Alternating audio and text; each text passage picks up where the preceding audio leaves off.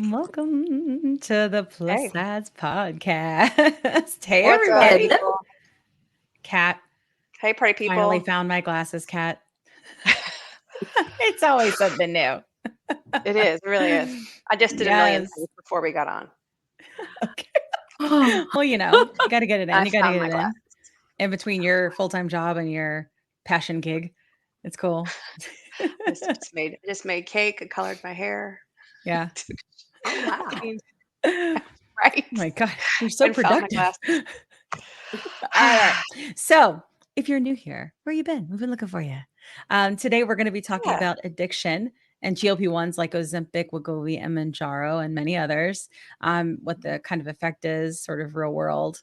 I think we'll go into that in clinical stuff too. Mhm. But if you don't know me, my name's Kim. Hi. This is my handle, DMF Kim Manjaro on TikTok. This podcast was born out of a TikTok community where all people that struggle with obesity or type 2 diabetes or metabolic disorders or PCOS or insulin resistance, something like that, you know, and we all came together and really have a nice supportive group. And it's kind of getting bigger and bigger and bigger. Not kind of, it is getting really bigger. And We it's love good it. though. Yeah, we Yeah. do love it. Yeah, we do love it. And we decided that we wanted people to be able to tell their stories unfiltered and uncut instead of having to like everybody's stories and like testimonials of their life-changing experience, were being like just shrunk down, to fit like little sound bites in the news or, big graphics over their pictures, their tummies because they weren't acceptable for the television, stuff like that. And it just felt disrespectful. And it was also just wrong. So we decided we're going to change that and we're going to talk about these things because a lot of beautiful things can come out of hard conversations.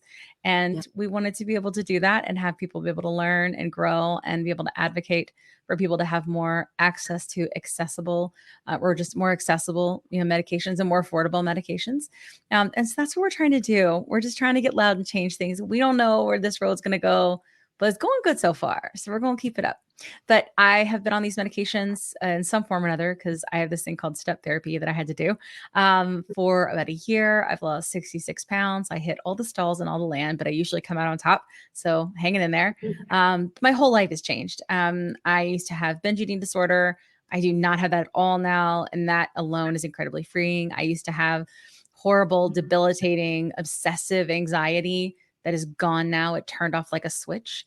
I used to struggle with food noise and that is gone, turned off like a switch. And it's completely given my brain the ability to just focus on so many things, like starting a podcast, and it's just been great. And I just want to, Yeah. keep the conversation going.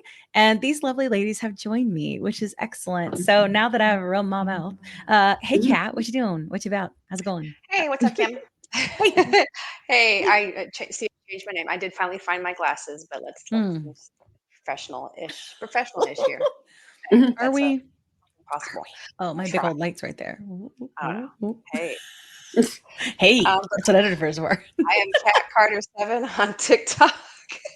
I too am also a binge eating disorder recovering from binge eating disorder, and struggled with that all my life. I've been an overweight child all of my life, and tried everything. And Gerald did actually just kind of like Kim said, it kind of switches, takes like that. It just turns it off. I would say not completely for me, but I hit a wall so soon, and it makes binging impossible, which is the point. I'm just trying to say sometimes, you know what I mean? Like, okay, but it does shut things off. Um, so, like, just for one example, today I'm making a cake and I made some fabulous icing and it was banging. And I was like, do I want to? Nah, The put it in the coolest Yeah. fridge thing ever. Just be later. like, eh. You're like, no. Yeah, My cakes are the Dumb. bomb. cakes are the bomb. Yeah. Even your gluten-free cupcakes, they're amazeballs. Faux show. What is it called again? So people can follow you right quick. We're gonna plug it. Oh, I'm on Instagram, What's your baking Loudmouth business? Bakes. Loudmouth Loudmouth. Bakes. Yeah, One it's day good I'll grow stuff. up and put a Hey, website out there. Okay. Right now it's on IG. loudmouth bake. Cool. IG Mhm. works. Yep. Well, thank you so much, Kat. Hey JT, what you doing? How are you? Hey. What you doing here? How's it going? Ah, I am just ebbing and flowing. But Oh no, my goodness. So you're not good. That's what I heard. I'm like, yeah, You're here, but we're not just here. ebbing and flowing today. But yeah, we always talk about how certain doses of medications, Yeah. kind of affect you in different ways. Well, today is one of those ways. And Yeah. I was doing fine. I was cruising along, even in this 100-degree heat. Good Lord. I went to Target. I did all the things today. I was productive today. And oh, buddy, I'm like, Yeah. oh, okay. I But I'm understand that. so I know happy to that be feeling. here. Yes. And I'll keep it Yeah. short. This is my handle on TikTok and Yeah. YouTube and Instagram. I believe in being consistent. The Yeah. journey. The world can only take one. journey. Today is the beginning of Virgo season. Is it? Yes, today is the beginning of Virgo season, and we're going to cue any song that praises Virgos. Yay! So, Are there songs that praise Virgos? yes, Yes, Beyonce. I'm gonna need a Virgo's playlist. Groove. It's Yes, Beyonce. Beyonce has one on her new compilation of songs, Oh, Renaissance. It's called Virgo's Groove because she's a Mhm. Virgo. oh my goodness. Okay. Yay! Your Look, face just then. look, but I'm on TikTok. I'm a type 2 diabetic, as well as I have an autoimmune disease called Sjogren's syndrome, and I have late in life obesity. So that's my story, and I'm sticking to it. All right. Yeah. It's a good story. Thank you. Thank you. We like to have a good perspective here so that we are covering all angles. So that is why you will also have guest hosts that come in and out. And so if you're new here, that's how we like to roll. So anywho, That's how we today roll. we're gonna be talking about addiction. I don't know why I made it like a song. I don't know. Anyway, I'm excited to talk about it. I think that's why I felt Yeah. singy. Yeah. So we have a community guest who's going to come in and share her story. She has taken Mounjaro for I think over a year now or something close to it. And we're going to let her kind of explain things. But again, like what we do is we like to give our guests the opportunity to take the space. So it is a safe space where people can talk about these things and not be, censored. And without further ado, I want to tell you who it is. Hold on.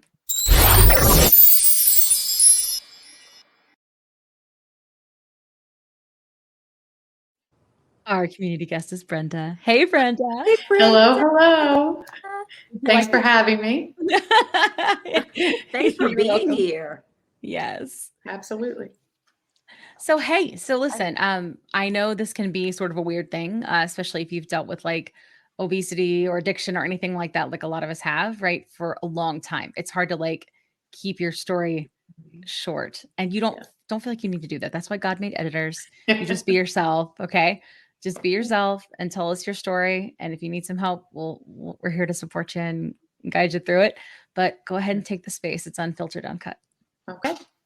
I'm Brenda, and I'm 51 years old. I've been married for 32 years and have 4 adult children and 1 granddaughter. And I have a history of obesity that spans as far back as my memory will go. I can remember as early as 5 years old being very aware of my body size being larger than that of my peers.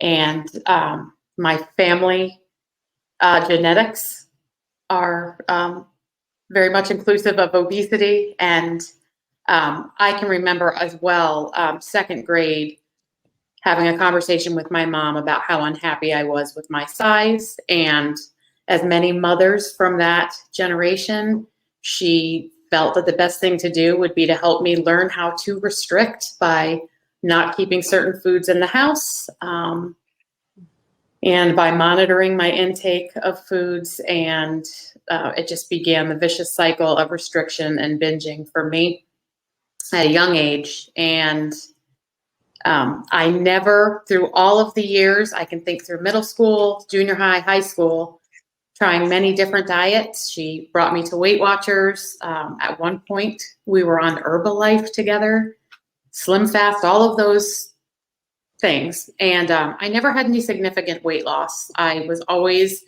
obese, and most of my life was spent morbidly obese. By the time I got married at 19, I was 275 pounds. And the following year, I had my first child. And over the next 6 years, we had 3 more. And all during that time, I just continued to pile on the weight. By the time I did have our fourth, I was in the upper 300s, about 380 pounds, and in very poor health. And I was seeking medical treatment because I didn't know what was wrong with me. I was having breathlessness. I could barely walk stairs without a problem, and rapid heart rate. And when I would go to a couple different doctors, I was told I needed to lose weight, that was the issue, and sent away with being told to diet and exercise. So I remained very ill until I ended up in an ambulance and brought to the hospital to find out that I had Graves' disease, autoimmune thyroid, that was causing the issues, which is very odd because most people that have Graves, it's hypermetabolism. So they're rail thin quite often, but I was not. So once I got the diagnosis and started receiving treatment, I was able to pitch some of the weight, and I got just under 300. So maybe about 80 pounds came off. And it didn't stay off. It came on soon after I took it off.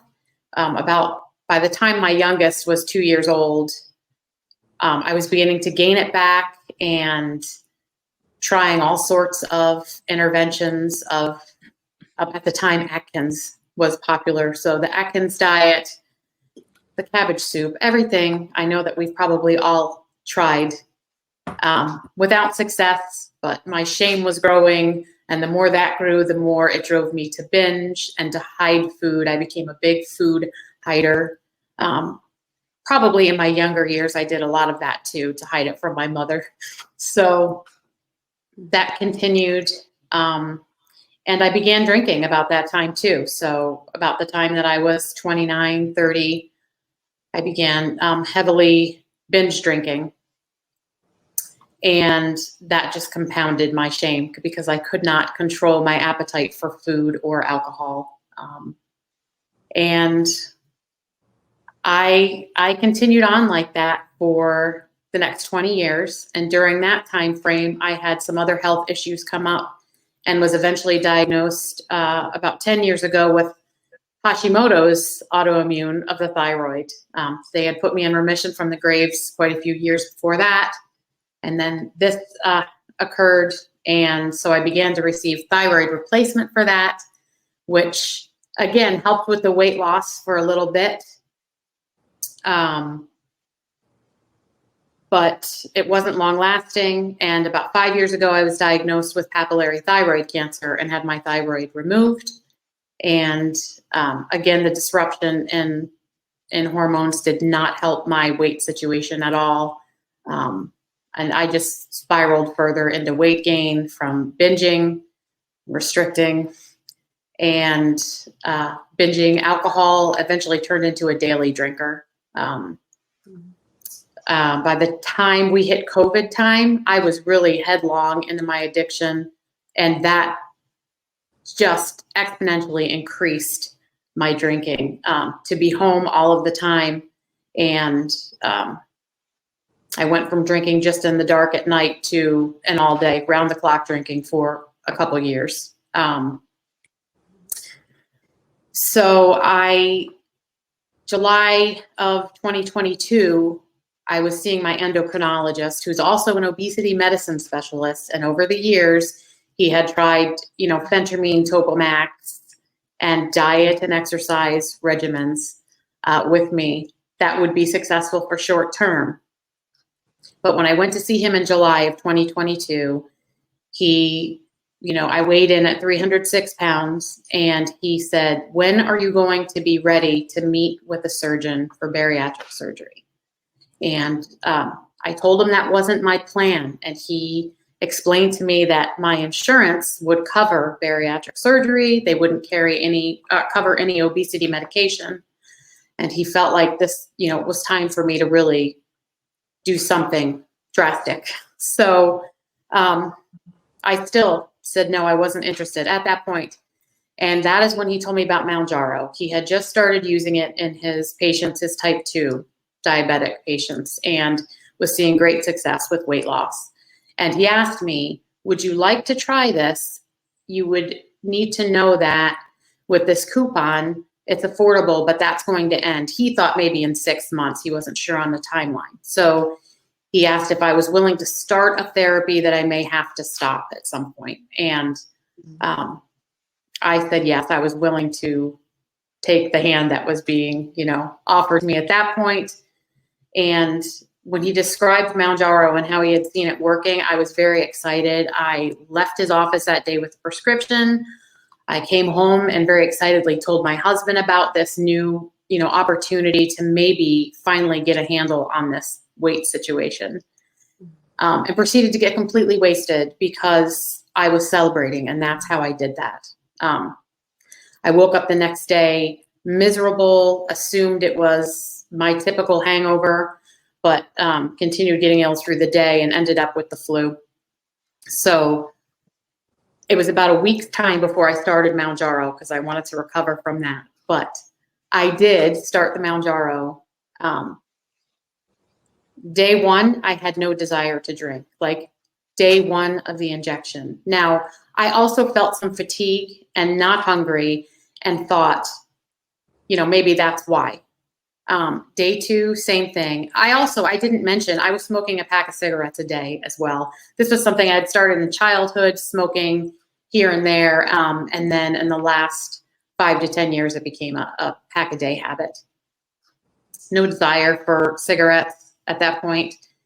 And I was just amazed. Every day I would wake up and it was the same scenario. I had no thoughts of having a drink, of smoking a cigarette. And I think I let that go for 2 months. I think I did my first speaking TikTok, because when I got on TikTok, I just pretty much was documenting my walks. And then when I finally did a speaking one and told people, I think it had been a couple months, and I was finally convinced that it was the Mounjaro that had done this. I mean, I had spent years struggling, as I said, decades drinking like this. And the last year in particular, before Mounjaro, I did buy a couple books about how to quit drinking because I was thinking, I'm desperate. I need to. I need help, but could never, ever envision a life without alcohol. That just was not the life for me. I was convinced. So to have those thoughts completely erased from my mind in a day is mind-blowing. I don't know how to explain it.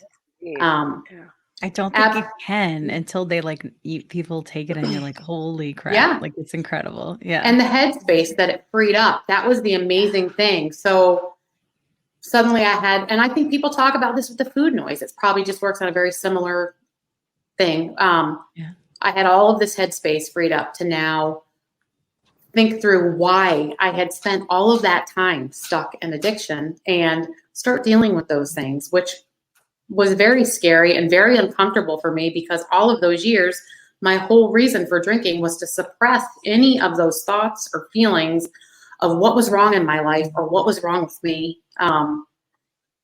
So it was a lot of a mess to start working through. And I believe I will be continuing to work through some of that stuff for the rest of my life. And that's fine, because I found out that as bad as I thought all of that would feel, it feels so much better to know that I'm alive. It makes me feel alive to work through these things and have these things to tackle, rather than stuff myself with food and alcohol and feel nothing. So it's for me, and I said this early on, I know everybody goes back and forth in this conversation. Is it a miracle drug? Is it a tool? Yes. My answer is yes. It is both, and I stand by that. Yeah. Yeah. I say all the time too. And, obviously like we had Rosie on and she's like, it's a miracle drug. And like a lot of people feel that way. But I think that something to think about there in terms of the miracles. It's not even necessarily that it's like, oh, it's a miracle, it solves all the problems, all the things. It's that the experience that you have when you're taking it is nothing short of miraculous. Yeah. Right? Like they just like you said, things you never thought possible. Yep. You know? 100%. I really, and I do think too, like it frees up the headspace, but also it seems to bring some kind of clarity of thinking to a lot of us too, that just wasn't there. I agree. Yes. Yeah. Yeah, I totally agree. And I think they've had some studies out there recently about that, about like what it's doing, something about to your brain. I don't know. I remember we're seeing Dr. Albert show some stuff about them, like, yes, the brain. Yeah. Well, and Dr. You know? Carla, Dr. Carla said maybe my time on Mounjaro like really worked to rewire my brain. And Yeah. I think she's right. Yeah. Yeah. Wow. Yeah. Yeah, for sure. I mean, it's crazy. Like, I think, you know, as we're going through this journey, I often think that all we have is today, you know, so just like you, when you said you were starting, you know, on your journey and you were like, I know it could end. I didn't even think about it that way because I really had no idea what I was doing. I just jumped in. And through this, it has put my brain and my body in a place to be able to connect dots that I was never able to connect before. I'm able to make choices and gear shift in my mind in a way I've never been able to before my entire life. And I like that because it leaves room for the healing, right?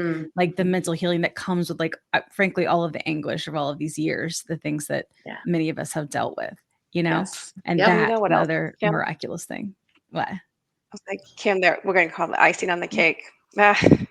Is this community? I know of all things. We're just, you know, making analogies, I guess, to cake and to sweets.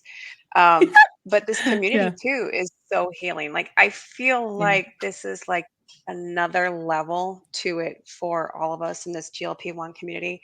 Is everybody's stories. I feel like everybody feels safe in this community just to talk about their stuff, you know, come out of the dark. So I think they I work think it's good in too, because I think there are It's been some people healing. that are going to continue to keep their stories private, but I think they're healing through the ones of us that are like talking and like coming into our lives and moderating for us and commenting on our videos and asking questions, and like we respond to them with videos.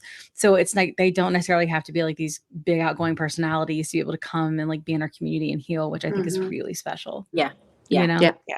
I think the community is amazing in that too. And it was essential for me because I had spent so much of my life hiding. I would, you know, someone would have looked at me and said, "Oh, you're a functional drunk. Like you know, you show up for other people," which is true. I would show up for other people, never for myself. Like I didn't understand what that meant. I would show up most of the time. Sometimes I wouldn't. My word was not what I wanted it to be. But so many people in my life, because I was hiding, didn't really know the depths that I had gotten to. And so when I was coming out of that and I was so excited, and at a time when I really needed encouragement, they weren't necessarily the people at that point that could do it because they didn't know. But I had exposed myself to this group of people on TikTok who did show up every day for me and cheer on every tiny, you know, it's been this many days that I haven't had a drink. It's been this. They didn't know me from anyone, but they are some of the best people, you know, and I consider them friends at this point, whether I ever meet them in real life or not. They are family and friends to me, and it's priceless. It is. It's priceless. Yes. That is so true. Yeah. And we can try to like migrate to other platforms and different things like that. And I'm not sure like how possible that is, because I feel like we kind of tried when by the way, this isn't censored. We can talk about it. When TikTok was possibly going to be banned, and they're still going to bring that up, I feel like every 3 to 6 months, probably till after the election. You know, but if anything, I just see it growing, you know, because TikTok shop mostly. But yeah, so I think it's the same. I worry about things like the algorithm and like what's being served up to us and stuff, and how that keeps changing. Almost like they're innovating for the sake of innovation. Sometimes I feel like I don't get to see, like you stopped Mounjaro, which we can go into 3 months ago. And I Yeah. had no idea. And you are literally one of my favorite creators. And I had no idea. I just came upon Oh, your thank page one you. day and you were like, you must not even know. I'm like, I don't. And I'm on Yeah. this thing constantly, like, you know. And It so is crazy the way it works. Yep. yeah, I know. Can you tell us a little bit about why that decision was made, how you're Sure. feeling now, Yes. things like that? Yep. So in the past, I have had issues with AFib that have come up, often thyroid related, before having my thyroid removed. And in recent years, in the last 5 years, it's just been very occasional. They said that there's no real rhyme or reason, not enough of an issue that I need any type of treatment for, and I pop right out of it. It wasn't like, lasting AFib. So all that was fine. By the time I got up on 15 milligrams, I was miserable. I wasn't sure what was going on, why I felt awful. I had some breathlessness. I was having extended bouts of AFib, as it turns out, and SVT also. What's where my heart, SVT? it's supraventricular tachycardia. So it's a very rapid heart rate. Okay.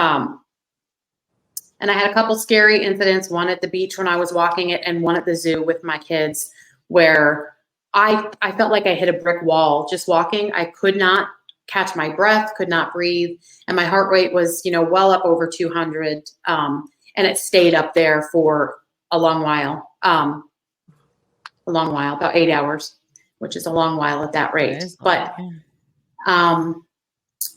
so I tried, we tried finding answers, tried to figure out what it was. Certainly didn't think it was the Mounjaro causing it at all at that point. Could not, everything else was checking out fine. Thought maybe it was a dietary issue, so cut a bunch of stuff out of my diet to see if that helped anything. I thought dairy, was going to resolve it once I pulled that out, but even that did not. It's resolved some other things, but not that. But the doctor sent me to a specialist who, once he saw, they put me on a heart monitor and saw how it was going. And once he saw all that was going on, he said, you need to have, heart mapping and ablation. And you've got these, it was like 4 different things: bradycardia, the SVT, the AFib, and one other arrhythmia, which I can't think of right now. But so he's like, we need to get this scheduled. So at that point, I spoke with my main cardiologist and said, I think I want to come off the Mounjaro and see if this could possibly be affecting it. So he agreed. That's what I did. And so after the first week I was off, maybe into the second week, the incidence slowed down of the AFib. The SVT stopped altogether, the super high. The AFib gradually slowed down till it was maybe once every 2 weeks at this point. So I think for me, I started feeling off probably on the 12.5, but I just passed it off. I remember. Yeah, that. like 10 was my last something's thing. up. I don't know what it is. Yep. Yeah, And I remember that. I think video. the 10 was the last thing where I'm like, I feel really good here. So anyway, I've since, met with the cardiologist and the specialist, the electrophysiologist, and the electrophysiologist in particular, who was at a pretty big hospital out this way, said that he is seeing this more and more, mainly in his patients that are on Ozempic. He hasn't seen it as much with Mounjaro yet, but the increase in arrhythmia, if you had a pre-existing arrhythmia going on. So he was not at all surprised that that's what it was. And I mean, I have AFib, like that has not gone away, and I will have that probably for the rest of my life. And maybe eventually I'll still need to do something about that if it ramps up. But it seems for now being off of the Mounjaro has been the solution. So it was encouraging that it could be something that simple, and so discouraging because my time on Mounjaro was so life-giving. But the transition off has gone well. It is life-giving. I love that. Brenda, how is that the first time I've heard that? It's perfect. Really? Because it's hard for us to say life-saving because we know this isn't a sustaining medication for life like insulin is, for example, right? I love that. All right, we're going to brand that, Brenda. Copyright. So it's been going well. I know. It has been going well. Yeah. And how about the surprising. weight loss? Is it still happening? Yeah, it's been, so far it's been like 15 pounds since I've been off of it in the last few months. My goodness. All of the things that I thought were going to happen have not happened. I thought, I had terrible time with inflammation and back pain Yeah. prior to Mounjaro. None of that has returned. That could be from the weight loss, and how physically active I've become. Yeah. And what else was I? Of course, I was worried about the weight gain just starting immediately. It didn't. I don't have any cravings. I don't have any cravings for alcohol. I don't have any cravings for food. Incredible. None of that has changed, and my appetite has not increased. My appetite is still at a Mounjaro level, which for me, and I've spoken about this recently, might be a lot for some people, around 1,800 calories a day is what I was doing on Mounjaro, and it's still what I'm doing. Yeah. So I understand that we're all going to be in the same position on medication or not, because of the way that our body works, from what I understand from doctors, which is it's always going to try and fight you and get you back up to a higher weight. Yeah. So I know that those days will come where it's a struggle, but for now, I am amazed by what I can only chalk it up to Mounjaro and what it did in my body and brain, and what it allowed me to do for myself while I was on it, to really learn how to take care of myself and love my body and use my mind in ways that I had not before. So yeah, totally. I have so much hope hearing that, because like with all the issues of people getting their medicine and me wondering like, how in the world am I ever going to be able to afford $1,000 a month for medication? Like I'm not, right. And I always am real sure to point out, I didn't come to the table with a diagnosis of PCOS, or even of insulin resistance. I was never diagnosed with that. So I know that it's a different situation than other people that, have had a different story coming off, for sure. Yeah.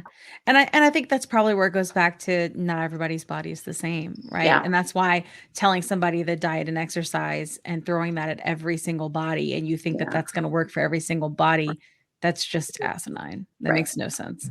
And we know that, we know that now.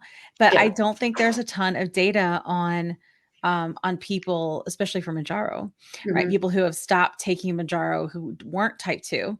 Right. And years later or months later, like if the weight returned, if the cravings returned, anything like that. Yeah. I think it's fascinating. I really hope that these studies that they're doing on addiction, like, is it possible to heal when the medication puts your mind in a place? Because if you think about it with like depression medication, if it's like a situational depression and you're able to get in a place with your mind, right, where it puts you there, and you're like, and then you do therapy and you do healing and you change your lifestyle, and then eventually people come off those medications. You don't have to take those forever. Like maybe weight stuff returns, but maybe the habit pieces that we couldn't control, the lack of control, maybe that changes, because that is sort of like a precedent that a lot of these, you can go on, for example, Wellbutrin, right? And be on that for a year, make all these changes and then go off, So I have hope, especially for those people who struggle with addiction and maybe don't have a weight thing, that this will be something. I really, I have such hope, because I,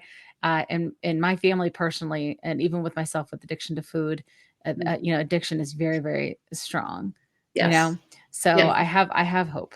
I think, go on. Nice. I'm sorry. No, keep talking. I just saying, it's nice to see your story. And like, even if things change, like, I feel like you're very transparent and candid about what you're experiencing, like positive or negative. And like, I think going back to like what you were saying about your heart and like your health issues before that, like it was weighing the pros and the cons, right? Like you knew that something had to give, and was it worth the risk? Like knowing that you were already struggling with, what'd you say it was AFib, right? That was what you were saying first, right? Yeah. And, was it worth the risk? And I think that there are not enough conversations going on for people in our community at the beginning with their doctor about, let's talk about the pros and the cons. Right. I don't think enough of that is happening. 100%. That's why. Yeah. Go ahead. Yeah. Not enough of that is happening. And I'm not placing a fault anywhere on that, even with the Mounjaro, because I feel like had my endocrinologist known this info, had there been more info available for him at the time he prescribed it, we may have had that discussion, because he knows my heart history. But Even Yeah. he was taken off guard. He was not. Yeah. He was. I don't know. And I'm sure. Maybe I shouldn't excuse him because I know he's prescribed Ozempic to type 2 for Yeah. quite a while now, and that's right in their literature about this Yeah. increase in arrhythmia. So. Yeah. Yeah. And I can't help but wonder, like, because I don't have any of that. Like, well, there've been a couple times where my heart rate's gone up really fast and it was because I'm dehydrated. And then I haven't had any other problems with it. And heart stuff is my family. That's what goes in my family. Gotcha. Addiction and heart stuff. Yeah. Well, hopefully all the great cardiovascular benefits they talk about with Mounjaro will be great for you. Yeah. I hope so. Yeah. There is hope. And that is the whole point, right? 100%. And that, you know what, that's another thing that's really helped with having to come off is the knowledge now that we have. Knowledge is power, right? So now we know there is like real help out there. And so if the weight comes back on, is there a possibility I could go on a GLP-1 maybe at a low dose, you know, and get some help? 100%. Like, I think the future is very bright compared to where it was even 10 years ago. So. Yeah. Absolutely. And I think even things like Rybelsus, right? They're the lower doses of semaglutide, like, or as they're making more pill versions, like, especially people who have, you know, bariatric surgery, maybe they need smaller doses. Like there has to be a way. Like you didn't have any of that until you got to the higher doses, you know? Yep. And then even with retatrutide, I know I say it Southern, but even with that, I mean, they were seeing some increase in heart rate, but it wasn't until the higher doses, you know? So I'm super curious, like how this all shakes out. I think it's kind of fun to be a part of it. Never did I ever think being like a real life guinea pig would be a good thing, but everything has been like, everything has been so incredible. It's like hard to care. We're just all guinea pigs at this point. And you know, Brenda, you and Kim and Kat, you were saying at the higher doses. I can say I felt my heart rate increase on 2.5. Really, JT? I did. But it didn't last long, but I felt my heart rate increase a little bit. And I said, whoa, wait a minute.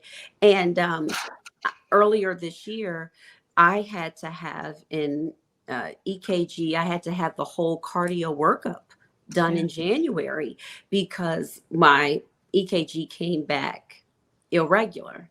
And because of my age, I'm 50, they said, oh, we need to send you to a cardiologist. So, and this was my PCP. And I said, okay. So I went and, you know, I had to do the stress test, you know, the whole 9. Wow.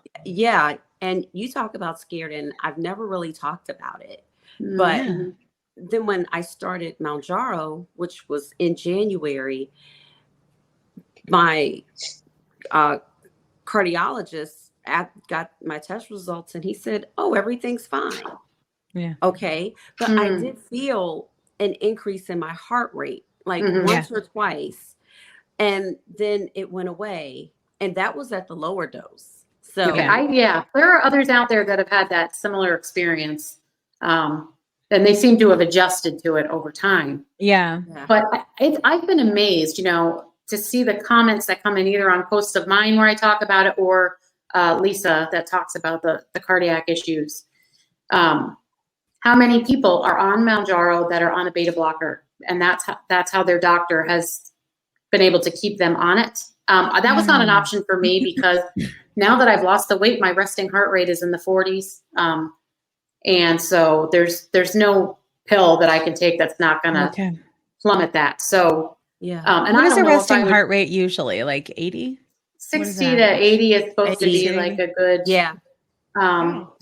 So that's the normal range. And I know mine was 90. Okay. Really? Mm-hmm. And before? It was 90. I really don't know if it was before, but I can say about a month after. And in a way, I don't want to put that on the medication. No, it's okay. But we have to talk about it. Risk reward is so important. We have to talk about it. But, you know? But my resting heart rate was 90. And this was like around my second checkup while on Mounjaro. I go every 3 months because I have to get a full blood panel done. Same. Yeah. And so my doctor said, I need for you to start moving. I need for you to start exercising. She said, exercise is not really to lose weight. She said, Yeah. exercise is getting your heart rate up. And then when your heart rate is coming down, that's when you experience the weight loss. It's not while your heart rate is going up. It's the Yeah. reverse. And she said, so we need to work that muscle. And Literally. yeah, I mean, literally. Yeah. Yeah. Yeah. Yeah. I think it's interesting. And they do blood workups for me too, because again, like the heart stuff is a thing in my family, and I've been obese for such a long time. And it just keeps getting worse and worse. And this is the first time I'm like, wow, it's been a whole year. And I've never ever had this, and it's still working. It's still, I mean, it really is incredible the things that I've been able to change. It's still a struggle for me. Like I love to watch Brenda's What I Eat in a Day videos, because one, I want to go eat there. And plus you also cook gluten, you eat gluten free. Yeah. So I'm like, yo, that looks so good. Like, but like I haven't changed something about me, which is that I haven't like set aside time to like meal prep or do things like that. I tend to very much be like, put a rotisserie chicken in the refrigerator and make different things with it throughout the week. Now, is that because I have 2 jobs?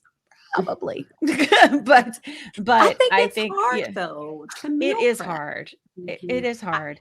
But there's people like Brenda and there's people like Jamie. Like people can do it. Yeah, I'm not even meal prepping. I was going to say, I'm aware that I'm in a very privileged position of being the age that I'm at, unemployed. I don't work outside of the house, and my kids are all gone. So it's that time of life for me where I can spend as long as I want making a tuna sandwich, even if that's all it is. I can take my lazy old time.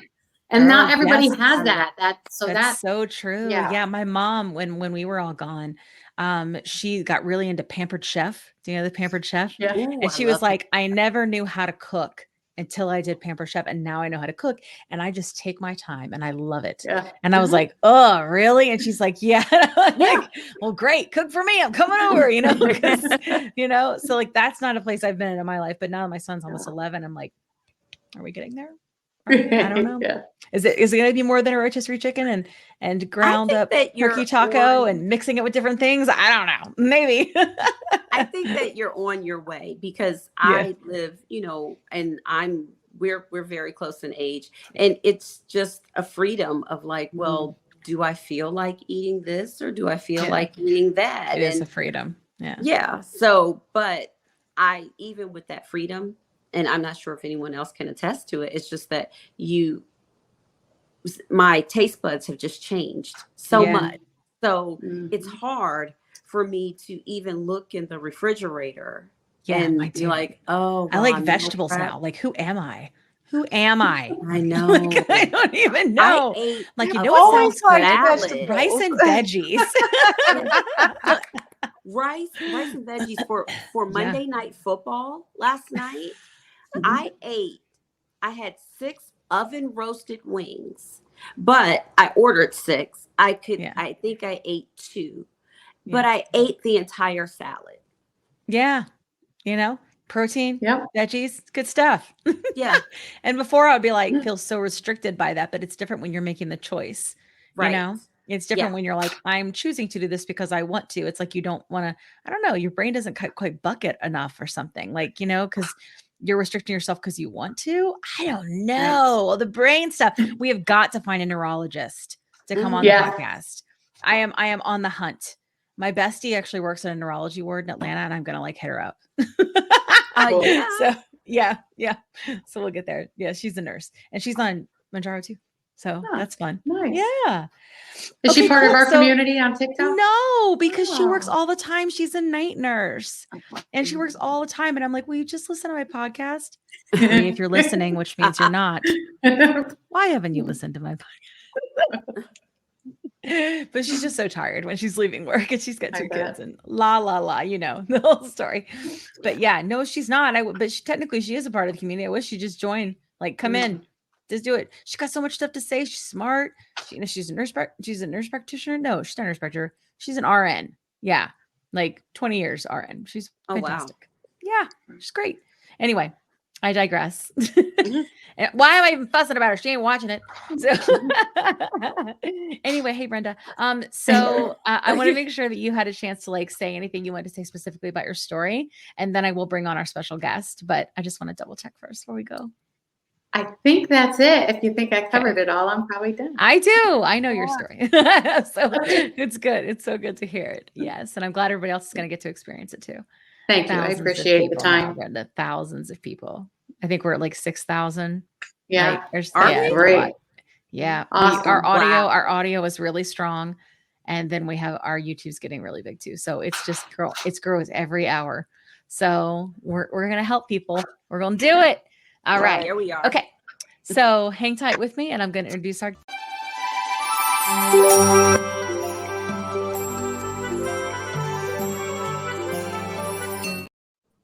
Hey, Dr. Joy. Did you like your Music was intro? so Yeah, that was fabulous. very fancy. I've Right? literally lost 100 pounds since that photo. Oh, have you Wow. really? Oh wow. Yeah. I blame our new That was, social media that was manager who almost made that exactly a voice. year ago. Oh my Oh, gosh. wow. And you look just as lovely. Oh, yeah, I think I was cute before, cute during, cute Yes, after. indeed. That's Oh, right. yes. Oh, yes. I agree. I also feel cute all the time. So I think it's fine. Yeah. Yes. I am not ashamed of that girl at all. No, Nice. no. Very much. Well, we're so glad to have you. Welcome. So for those of us like we do know you, we didn't.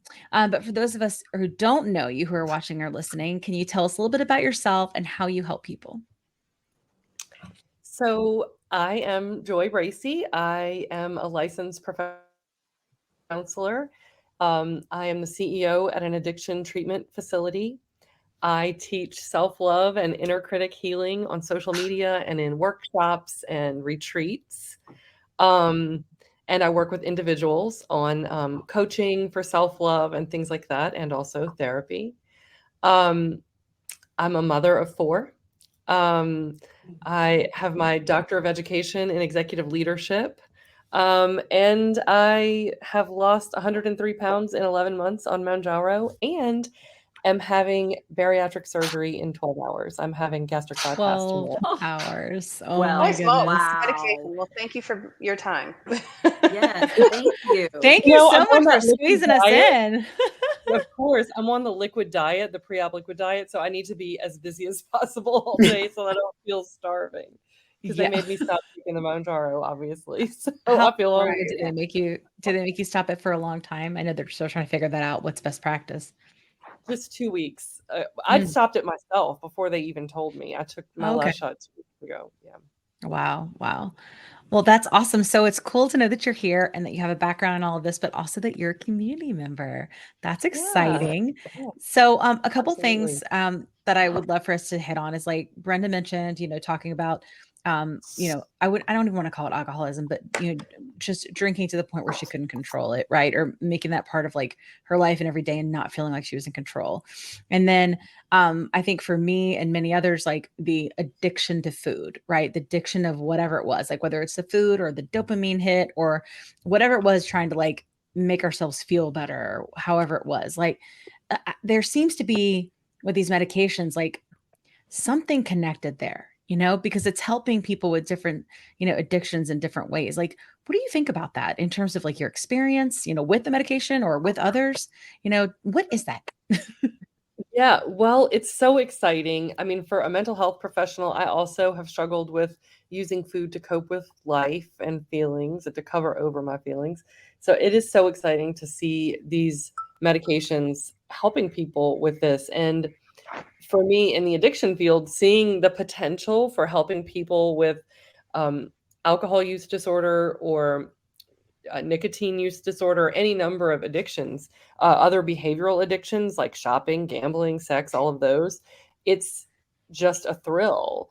And I'm not an expert on GLP-1 medications, although I did take them for 11 months and have done a little homework on it. So I just want to say, like, none of this is medical advice. I'm not a medical doctor. But, Yes, no. these medications work on that part of your brain that functions to desire things. It works on desire, cravings, all of that. And Yeah. it helps I know for me, just as Brenda mentioned earlier. Their Okay, special good. friend, the editor.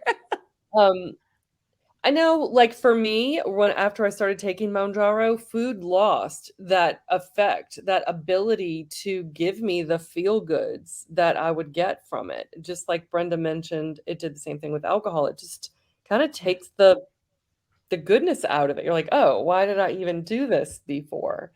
And like I didn't, it's not magic. Like went from, I made a video very early on in my TikTok days where I ate 2 candy bars because my sons were driving me crazy and I needed, the sweetness and the sugar, and I ate the candy bars, and then I felt, because now I was working on self-love and being in tune with myself, I was like, wow, I felt the relaxation go over me.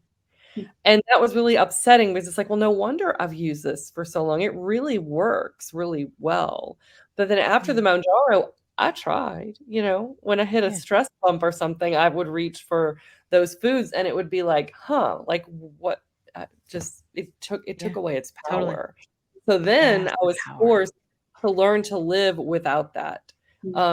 So it was like, now I have to find a way to cope with tough feelings or a tough day that don't have anything to do with, sugar. Yeah, I gotta tell you that I remember that moment where I had that same feeling, and I have done this for so long. Like I started binging when I was 8. And I've done this for so long that when it happened, I didn't know what to do with myself. I had no idea, like, how am I going to feel better? How am I going to feel better? And that mental fear was intense. But through the community and through therapy, thank you, Jesus, it really did help me be like, oh, you know what? I think that I don't need that. I think I'm enough. Mm. And that was a cool revelation. Like, I think maybe I don't need all these extra things. I think I'm enough. And that was, my brain could never do that before. Or maybe I could say it, but I certainly didn't believe it. It's incredible. It really is. Yeah. Yep. Kat, I think you That's had a question. amazing. Sorry. Oh, Didn't mean to yeah. interrupt. Oh, You you're know. fine. So I just want to say, Dr. Joy, your content is really helpful on TikTok. I love it. And I feel that you balance self-care with body love while on an obesity journey. I think that's really important. And my question is, how do we balance this notion of loving our bodies while burning diet culture to the ground, all while taking steps to ultimately lose weight? Because I get stuck on this, like, are we still technically in diet culture if we are in the pursuit of losing weight? What are your thoughts on that? I love this question so much, and I'm so happy that you started with this because was my primary motivation for starting the TikTok and doing all of my content. It was really like, I was 337 pounds and life was painful. There were so many limitations, things I couldn't do.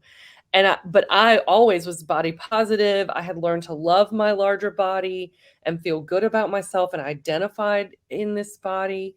And I didn't know how to do it.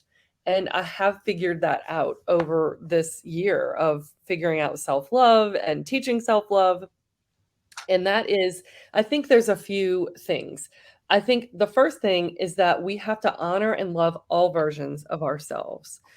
You will never ever see on my page a before and after video that implies I was ugly or miserable or unworthy and now I'm skinny and therefore I'm like so great. These ways of thinking about what our bodies are here for just have to go. Our body is not here to be for other people's consumption, like for you to look at it or for him to desire it or whatever. My body is for me to use to be on this earth and like function as a human being. And really framing for ourselves, like, what is your body for? Like, I don't look at my body all day. I feel my body all day, but I don't really look at it that much. So who cares what it looks like? What does it feel like? How are you using it? What does it need from you? I think taking the focus off of this is how I want to look to this is how I want to feel helps a lot with this. And I think framing it in a way for other people when you talk about your weight loss is so important. Like when you put up that picture of me And I noted I've lost 100 pounds since then, but I made sure for my own self-worth and for her self-worth, because I take care of all former versions of myself. I said, but I was beautiful then. And you could leave that picture. I leave up pictures around my house. I don't hate her. She did a lot with the weight of like 5 bags of 40-pound dog food extra on her body. She was amazing. So I think it's about and reinforcing these messages to yourself until you really feel it. But also the way we talk about it to other people. You know, when people say, you look amazing, I say, I feel amazing. And I really feel like I looked amazing then too. I reinforce that message to people so that other people can't make me a part of diet culture without my consent. Right? Yeah. No, you're not going to use my story to perpetuate your diet culture fascination or obsession. Totally. I think I look back at pictures of myself and I always thought I was lovely. But it was more thinking about like my face and my spirit and, you know, those kinds of things. But so many times of my life and dealing with this forever, like every 3 to 6 months, I was on some sort of diet, you know, I'm going to get my shit together now. Sorry, everybody, but you know, and like, I'm going to do it now. I'm going to do it and had enough. I'm done, you know, because people have, if it didn't work, the constant, consistent message was, it's because you are lazy and that is why you are fat. And it is your fault. It is a moral failing. And that is really, really hard to get out of your head. So I feel like I did at some point start to just kind of accept it and give up almost, you know? And I did decide to like love who I was, but it didn't matter because when I would, it didn't matter. Like that's the thing, because I couldn't control my food.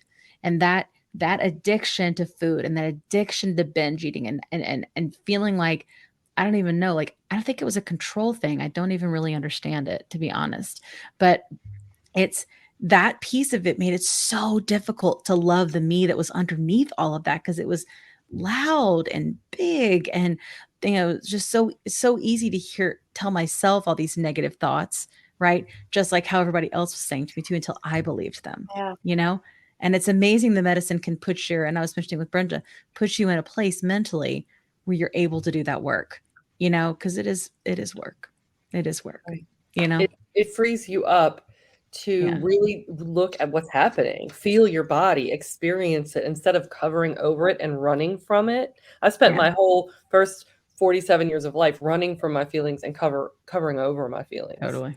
They were not acceptable. I did not know what to do with them. I didn't let myself experience them unless something was really bad. But just the day-to-day, you know, stressors, I just didn't let myself feel it. It wasn't acceptable. I had to keep it moving, eat something and keep it moving. Yeah.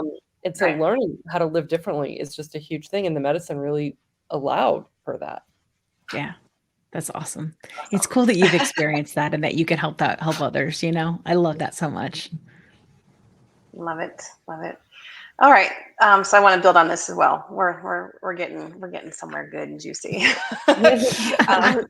So let's say we wake up on any day of the week. I sometimes get this too, and it's a tough one, and I end up in the grumpy land. And our minds immediately kind of take us south. We're tired, family issues, overwhelm, you name it. And it starts to rear its ugly head. What sort of tools do you share with your clients to help keep in their back pockets just for situations just like this? That's such a good question. And so for me, and what I teach my clients is that you have to let yourself feel your feelings. That you are not your thoughts. Like the things that you think are not who you are. Your brain is just busy trying to fill up your mind and keep you busy with thoughts, but they're not who you are. And your feelings are not in charge of you, and they don't require an immediate response. In the pre-self-love version of myself, I would have a difficult feeling.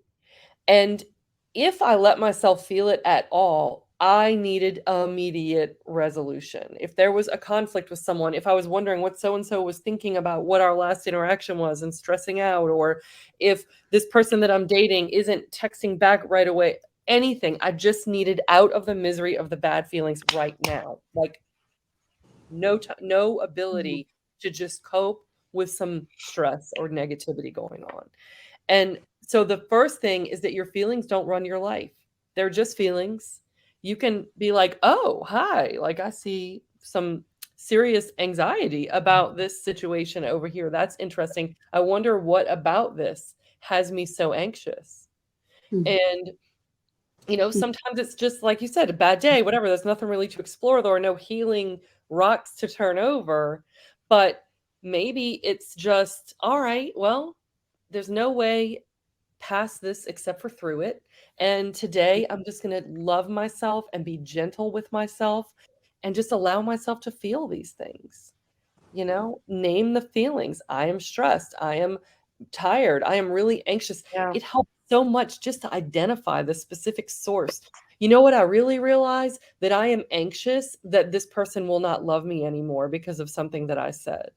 Or I'm really anxious because I don't know if they like me at work, or whatever is underneath, then frees you to heal from that.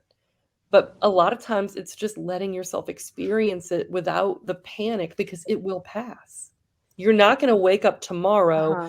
still stressed about this little thing that has you down right now. And if it is, then tomorrow you can take action steps or whatever, That's the main thing. Yeah. Wow. Don't suppress your feelings. Yeah. Honor yourself. Feel your feelings. Feel your feelings and go through them, as opposed to trying to avoid them. Yep. As a binger, I can totally understand that, because we used to always eat our feelings, So Totally. When you're a kid, a lot of us, my parents did the best that they could, but when you're, in the 70s, the best they could wasn't as good as what people are doing now with our kids, right? As far as emotional regulation and teaching. But when you're a kid and you have big feelings, and maybe the parents or the adults are having their own big feelings that they can't deal with, and it feels like no one can handle what is going on, then you have to find a way to just like push it down. And kids, really, a lot of times, if they're lucky, the only thing they have on hand to push down feelings is food. Sure. Kids develop weirdness around like only eating certain kinds of food or whatever, because it's a control thing and this is how they can cope. Or they're hiding how much they're eating. They're looking forward to the sugar and they're using food because that's what's in the kitchen. So when you grow up like that, stuffing your feelings with anything, like if you take food away from me, my next go-to would probably be shopping or, love, things like that. So you have to get to the bottom of what it is you're running from, what it is that scares you so badly about your experience. And I felt like I was gonna combust. Like, if this isn't resolved right now, or if I can't stuff this or get away from it, I'm just gonna die of this feeling. It felt like life and death. And it isn't. You can survive some bad feelings. Yeah, that's so true. I have felt a lot of them on this journey. That is for sure. I mean, there is so much trauma. Like, our community is beautiful and powerful, but we are full of trauma, and it's, and sometimes it rears its ugly head and we all have to forgive each other and find a way to move forward, and because we all usually can empathize in some sort of way, but it's true. And the sitting with the emotion and being like, it's okay to feel like this in this moment and take this time to feel it. That was what really, can I really do hard. what can I do while I'm going through this to make it easier? Can I Play on take a hot TikTok. bath? Can I call my best friend? Scrolling tends to make me feel worse, but whatever, if it makes you feel better, then great.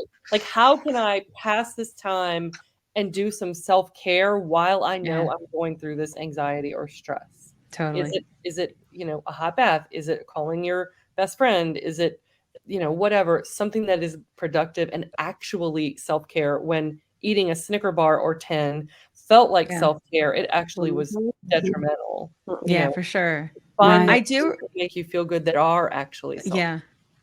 I do remember this moment, and God, I can track this podcast all the way back down to this moment where Rachel, a girl in our community who's been co-host with us several times. I know, right? Yay. And she was a bigger creator, and I was just really dealing with it. And I had gone out to Red Lobster with my family, and I ate 2 biscuits. And here's the thing: I don't eat gluten, so first of all, I was going to be sick as hell the next day.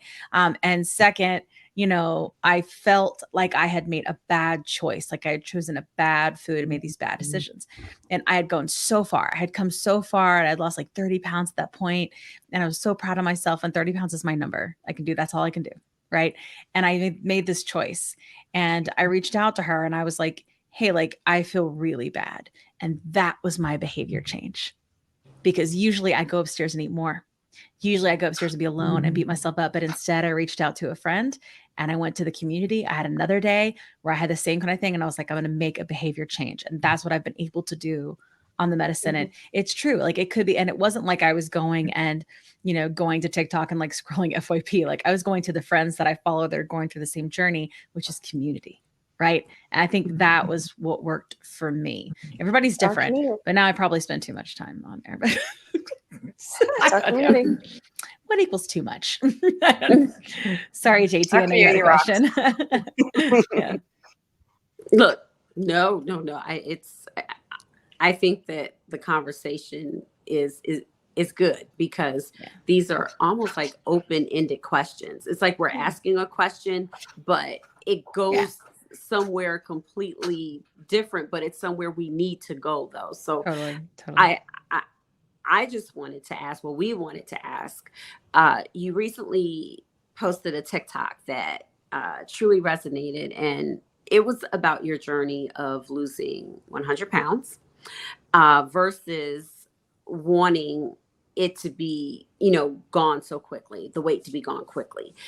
Could you share some of your perspectives of seeing the bright side of the process and not wishing for overnight success?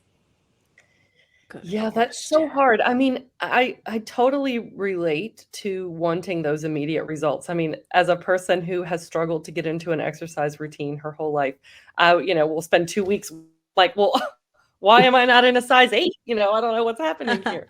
But what, in my experience, losing 103 pounds in 11 months is that those 11 months have been invaluable. It has given me time to adjust to the changing body that, to get used to it. And to learn how to take care of this body. If someone had waved a magic wand and put me in a size 8 overnight, which I'm not, I'm now in like a size 16, sometimes a 14. If someone had put me in a size 8 or 10, which is probably about the goal, then I would have lost those 11 months of being rewarded for all of the effort and learning what my body needs and wants and responding to that. And I feel like loving your body takes time. When you love another person or you fall in love with someone, that usually doesn't happen overnight, or it might be infatuation, but typically, like, to build real love takes some time.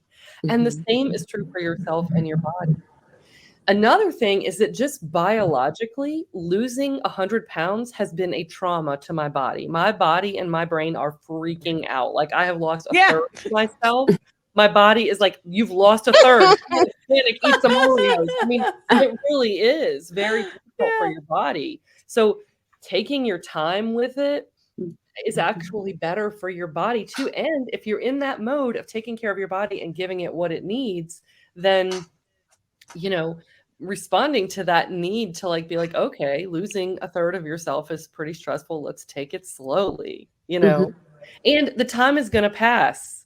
Those 11 months weren't lost because I was still a fat girl. Like, I did amazing things in those 11 months. And for the next 11 months, I'm still going to be a fat girl and I'm still going to do amazing things. Like, going from fat to skinny overnight, like, what value does that really have in our lives anyway? Especially if we're trying not to participate in diet culture. Right. Yeah. Love yourself today. I borrow a lot from AA, so Brenda might recognize, like, just for today, I'm going to take care of my body. Just for today, I'm going to love myself. What does how much I weigh, the number on the scale have to do with that? What does how quickly I moved down the scale have to do with that? Nothing. Nothing. Yeah, that's also OA. I did OA for a while, so yeah, Yeah, I totally yeah. get it. Just for today. 301, 3 meals a day, 0 in between, 1 day at a time. Yep, Ah, that's 100%. Mhm. wow. Okay, well, of course, at first I thought when you said 301, that's the state of Maryland's, area code. So I was like, wait a minute, what? No, sorry. But 301. Yep. but yeah, so another question is, we touched on many aspects of weight loss journeys and food addiction. However, we could argue that if we're, truly healing, it would be a mental health journey with the byproduct of weight loss. What are the major facets in mental health, in a mental health journey, that are crucial in our healing, such as activity, connection, things like that? So I think, from my perspective, especially since I'm a self-love, lover of self-love, I think that self-love is the most important thing. I could not have done what I've done without loving myself. And I've lost 80 pounds before, and without self-love, I gained it all back. In fact, I panicked at 80 pounds and purposefully gained it back. I mean, as purpose can do that. Because I hadn't addressed what it was going to be like to live without my coping mechanism. So it was like, oh no, I can't keep going.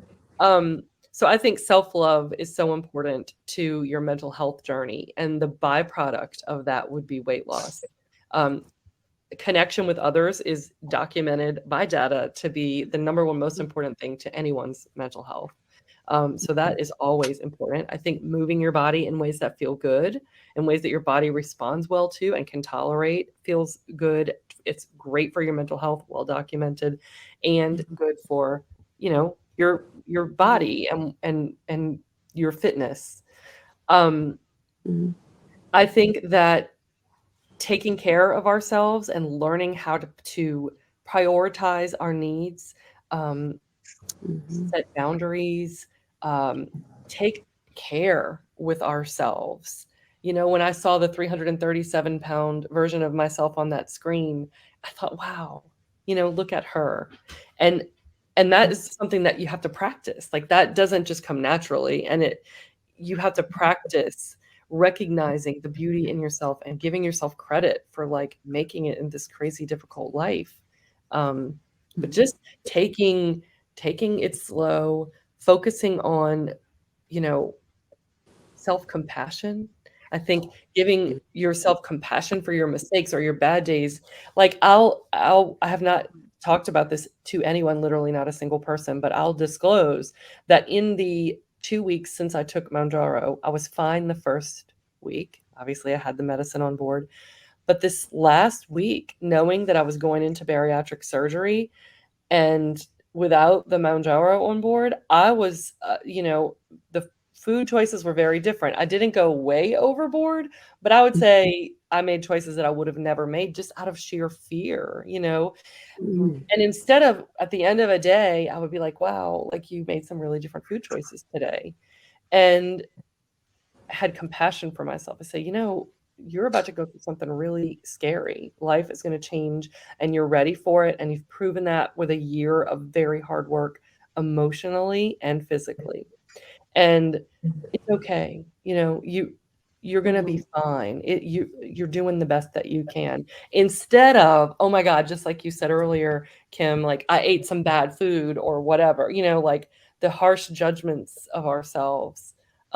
I talk to myself as I would my best friend. If my best friend said, I'm having gastric bypass in a week and I ate some cookie dough last night and I feel really bad about it, I would say, oh my God, you're about to have this major life change. I would have compassion for her. So I've learned to give that to myself. And I think that is absolutely like the cornerstone for any positive changes that you want to make in your life. Wow. Kindness. Look. Okay. Well, my final question. Well, no, my next final question is: as an addiction counselor, do you see a future for GLP-1 scripts being written specifically for substance abuse disorders? Gosh, I really hope so. There is data. I read up on the studies. They've studied in rats, in mice, other rodents, and in non-human primates, so monkeys, apes. They have given them this medicine, and it is working. It is reducing alcohol consumption. They have a lot more studies to do before this is being prescribed for that, or that before it's FDA approved anyway.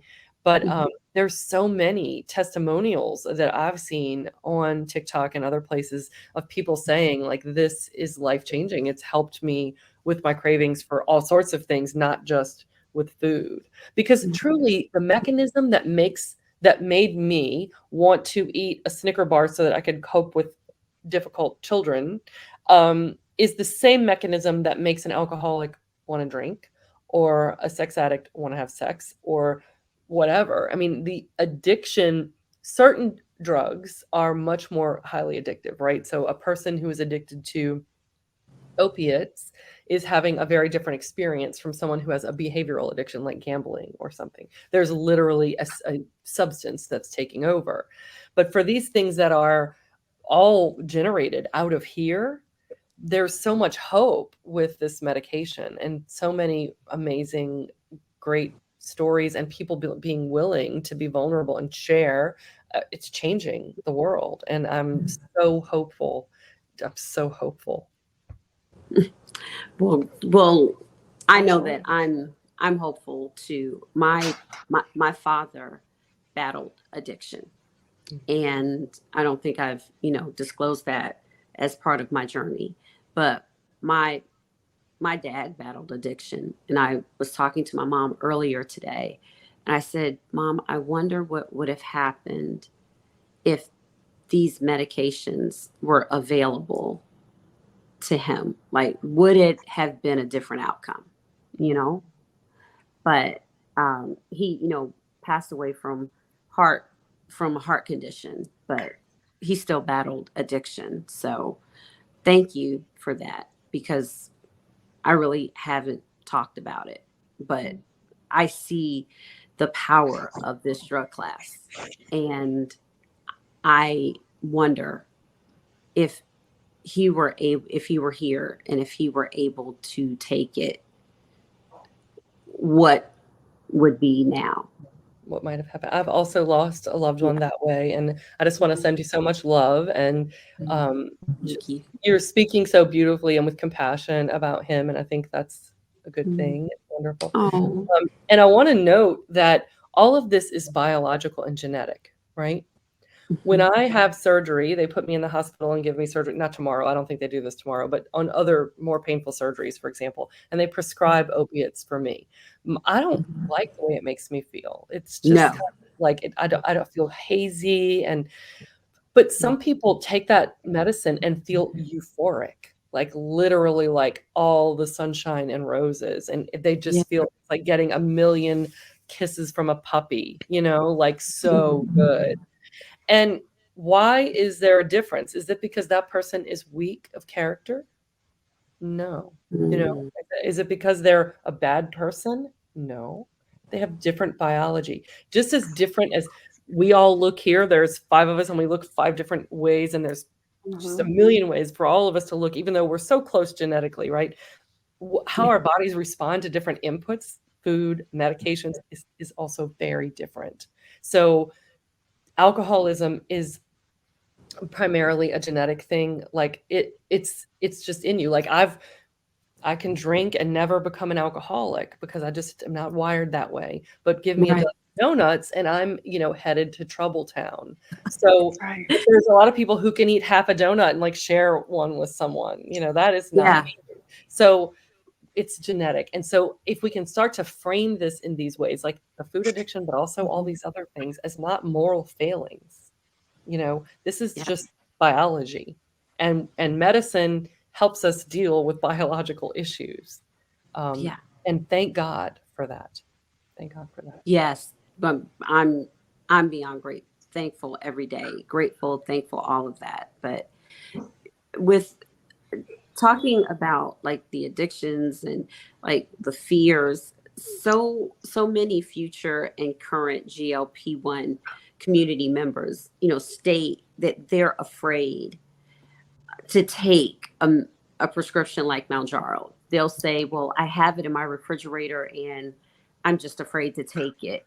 And then, they'll ask a lot of questions, and it's like you can feel, I can't even describe what it is, but it's more than apprehension. But what are some of the causes of this type of fear? I think that change is scary for people in general. So, especially people with obesity, we've been living like this and coping the way that we cope. And you're saying that this medication is going to take that away from me. And so then your brain is going to find all kinds of ways. In the addiction field, we know that addiction wants to survive. So any threat to the addiction is going to be met with resistance by the person. So if you say to a person, here, I'm going to send you to addiction treatment, it's no big deal. It's a beautiful, like spa-like environment. You're going to love it. The addiction is like, oh, no. And we're going to think of every reason why that is a terrible idea. I mean, I'm not going to be able to hug my kid when he goes to bed at night, or I'm going to be too far from home, or what about work? I'm going to miss work. I mean, it just will come up with the whole litany of reasons why this is terrible. And I think that that's one thing that might be happening for people, is that you're saying like, I'm going to be skinny and I'm not going to want food anymore. Like, I don't know, because I've really used this to survive. Food is how I survive. So you're going to take that from me. And the food addiction is going, oh, no. I mean, you don't want to, you're afraid of needles, aren't you? And this medication is new and it could have side effects. And, what are people going to say about you if you take medication to lose weight? I mean, I just don't know about this. So there's that. I think it is scary, injecting something into yourself seems like a lot. That seems it's a big leap, I think, for some people. And I think that I think, as we all know, there's only 5 medications to treat obesity. And until now, those have been pretty scary medications. These are stimulants, they're speed. Everybody knows in the 80s and 90s, I surely did have my turn at the Aspen weight loss clinic with phentermine or whatever. The fen that killed people. Yeah. The heart attacks. There's this ingrained fear about weight loss medication. What is it going to do to my heart? What is it going to do? And then you hear something like Brenda's story, and there's good reason for some people to be afraid. So I think there's that. And then I think fat phobia is internalized. Fat phobia is so ingrained in our culture and in our own minds that anything like this is just, the easy way out. And, for me, I have been obese since I was about 24 years old, and overweight since I was about 19.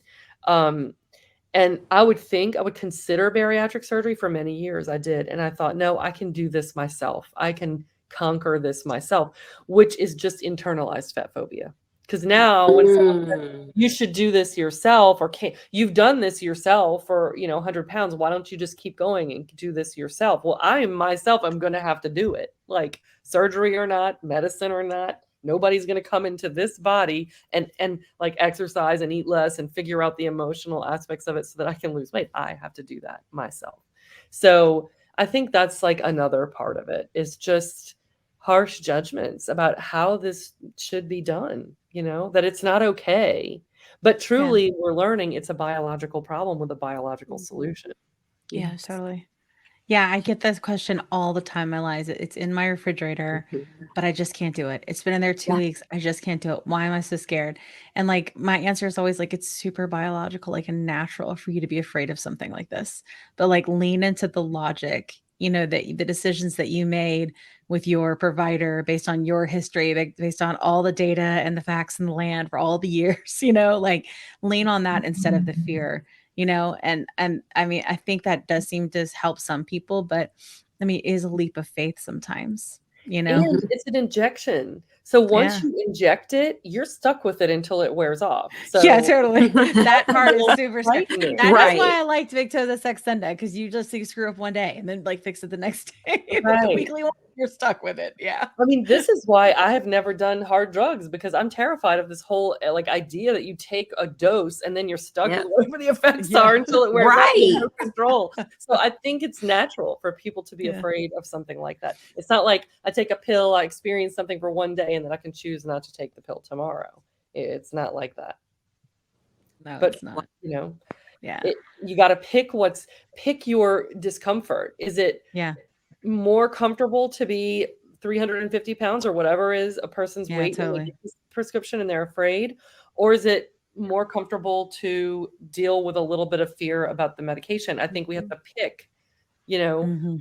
pick your hard, as they say. Yeah. for Yeah. For sure. me, nothing is harder than living every single day in a 337-pound body. It was Yeah. very hard. It's And I am very painful. so grateful to myself. I am so grateful to 337-pound me for Yeah. taking this leap and starting this journey and getting me to where I'm at now, because that was Yeah. really hard and I don't choose that one. Surgery tomorrow is going to be hard. My recovery is Yeah. going to be hard. Adjusting to this new way of eating is going to be hard. None of that is going to be harder than living in a 337-pound body for Yeah. me. Some Right. people For you. are going to say, no, I can do it. This is fine. And that's great. If you're loving your body and you're comfortable and happy there, then awesome. Totally. Well, that was I a lovely further- way to wrap it all up. I love that. Yeah. That's like I the perfect know. ending. Fantastic. Yes. Thank I you think so that- much, both of you. Wow. you so Thank much. you. Thank you. Thank you. You're so welcome. Yes. Can I just Well, put a quick plug in for Dr. Yeah. Joy? Good. Oh, Yeah. yeah. So the truth bombs that she has thrown at us tonight, that I've seen some of you reacting to very strongly. I've been hearing this stuff all through the year because Dr. Joy has given her time freely for the TikTok community to run the self-love book club. And on a weekly basis, she has just given her time to us to teach. I can't tell you what I've learned from her. It has made all the difference in my life to learn how to love and take care of myself for the first time. And I'm so appreciative, Dr. Joy. You really show up for this community every day. Oh, Yeah. thank you so much. I love Speaking of y'all. that, where can we find you, Dr. Joy? Where can our audience find you? Like your Yeah. socials and your So work I'm and all like over all the things. Yeah, I'm all over social media at DrJoyBracey, Dr. Joy Bracey. And I mostly live on Instagram and TikTok, but I'm also on Facebook and some other things. And there is a link in my on my website, which is linked in all my bios across the platforms, where people can sign up for the book club. It is this next book that we're going to be reading is by Tara Brach, Radical Acceptance, Embracing Life with the Heart of a Buddha, I think. And Radical Acceptance is one of my newer assignments I've been working on with myself, and it's life-changing, incredible. That's awesome. Accepting Can we put the link in the show notes for our listeners? Yeah, sure. Yeah. Accepting the things that you cannot change, it makes life so much more peaceful and happy. So true. Yeah. So true. That's what we're going to be working on in ourselves. Awesome. Thank you so much, everybody. What a lovely conversation this was. I really appreciate it. I am going to exit you stage left, but I just wanted to make sure I showed you our gratitude again. So thanks so much I hope this will help people. I'm telling you, every single episode, I get a message from somebody that says, that sounds like me. I'm going to go see my doctor. Every single episode. So even if it helps one person per episode, I think that's winning, Yeah. Absolutely. Yeah. All right. Thank you so much, everybody. I hope you have a great night. Thank you. I appreciate your time. Have a great surgery. If that's what they say. Great Have surgery. a very We'll be watching your TikToks and surgery. rooting for you. Yeah.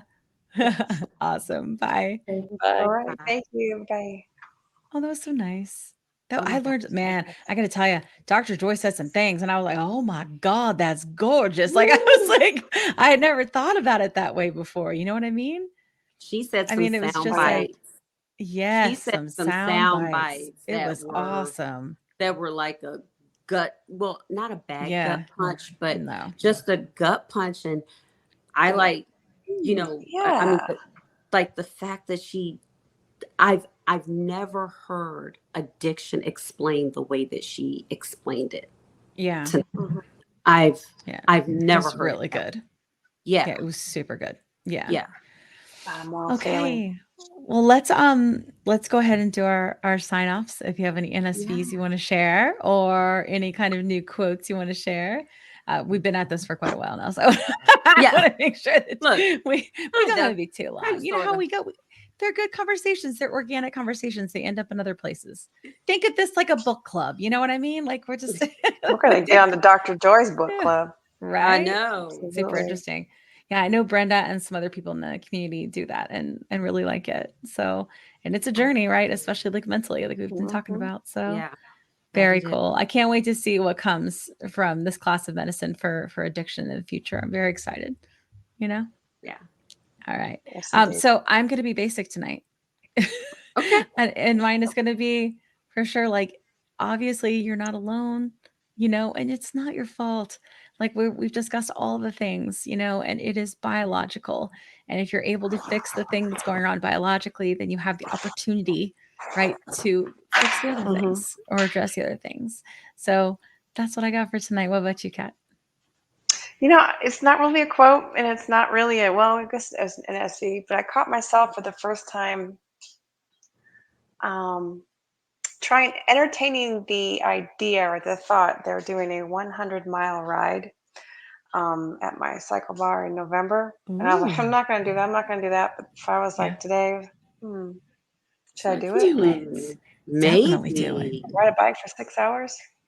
5 to That's 6 a lot of hours? hours. People do That it is I a did though. lot. 50 miles last year, and it was basically 3 hours.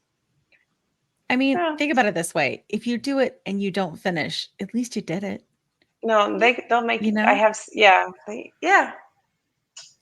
At I least think you I've tried. actually caught myself that I'm gonna. I Like think I I feel might do like there it. are people that try to climb Doing it. mountains and they don't make it all the way to the top, but they Mm-mm. freaking climbed a mountain and most people didn't even try, you know? I'll stay Yeah. with Kennesaw Mountain Okay, Kennesaw Mountain. out here in Georgia. Okay, But okay. I Maybe think I'm so. gonna do it. I think I I will. think you should. We'll be I rooting you think that you on. should. Yes. Yeah. All right. That means I have to do 2 classes every Sunday just to get Oh my Okay. my body ready. gosh. You can do it. Look. I You can can do it. do it. Okay. You're so tough. You can totally do this. And Yes. you Oh, love look at it. you! It I'm getting gives you so talked into much this. joy. No, this is a goal. This is something that brings you joy. True. Just like Dr. Joy was saying, right? Like, you know, there are things that are good for her, right? That may not be good for you. Like that sounds like horrible misery and pain to me. But I know you and I know how much you love that and the joy that it brings you Yeah. and the control that you It's the feel and the camaraderie of the power, community, like the you said. camaraderie. Yeah. Mhm. Yes. So if that's I think something I'm you want gonna to do do to this. challenge yourself, then I think you should, you know? Do And it. if you're talking Do about it. it, you've already decided. I You think know what I mean? so. Exactly. Yeah. Whoop. What about you, Mhm. I guess JT? we'll. What's your classic sign of? Yeah. Well, you know me. It's a marathon, not a sprint. And Yes, because it and is. seriously. Yeah. And NSV last night, Monday Yeah. Night Football, I turned into a completely different person during football That's amazing. season. Yeah. And yeah, I do. And a couple of the servers who are dedicated servers from last season, when I walked in to the restaurant, they literally looked at me and they asked, "Are you the same girl that comes in here all the time during Yeah. football season?" Like, yeah, that's me. They're All like, "Oh right. my gosh, you look so different." And then one actually pulled me over to the side and asked me, "What are you doing?" And she said, "I need help." And I actually talked to her. So yeah, Yay. that was my NSV. Fantastic. That's awesome. That's awesome. All right. Well, we'll go ahead and end it for tonight. Thanks so much for joining us, everybody. We hope this Thanks, will help everybody. you out. Thank And you. hasta la pasta. Bye. Bye.